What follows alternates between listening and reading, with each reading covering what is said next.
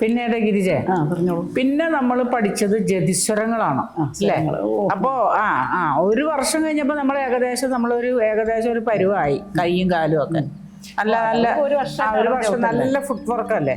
ഒരു വർഷം ഇത് കേൾക്കുന്ന പ്രേക്ഷകർ ചിലപ്പോൾ വിചാരിക്കും ഒരു വർഷം അത് മാത്രല്ല സ്റ്റെപ്സ് ഒരു വർഷം പഠിച്ച എന്തോന്നാന്നുള്ളത്. അതൊരു പഠിക്കുന്ന മുലപ്പാല് തുപ്പുന്ന സ്റ്റെപ്പുകളായിരുന്നു അല്ലേ?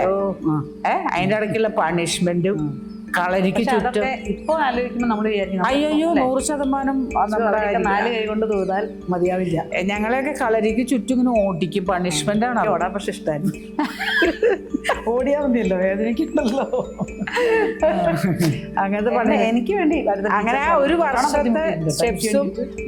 വർഷത്തെ സ്റ്റെപ്സും അലാരിപ്പും കഴിഞ്ഞപ്പോഴേ നെക്സ്റ്റ് ഇയർ 2 മാസം വീട്ടിൽ വരുന്നു. അയ്യോ അല്ല, VIP ഗൾഫിൽ നിന്ന് വരുന്ന പോലെ ഇരുന്നു അപ്പൊ ട്രീറ്റ്മെന്റ് 2 ദിവസമൊക്കെ. അത് കഴിഞ്ഞിട്ട് പിന്നെ നമുക്ക് പിന്നെ ജൂണിൽ വന്ന് ചേരുമ്പോൾ പിന്നെ ജതിസ്വരങ്ങളായിരുന്നു. അതിലെ ഫസ്റ്റ് കല്യാണി ജതിസ്വരം അറിയാലോ, അന്ന് പാടിക്കത്.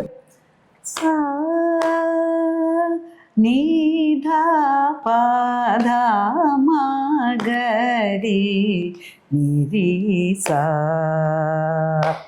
നിരീഗ മഗ മാപ ദനിസ. കല്യാണി സരേ ഗ മ പധ നീസ. ആരോഹണ അവരോഹണ സാനിധ പ മഗരേ സ.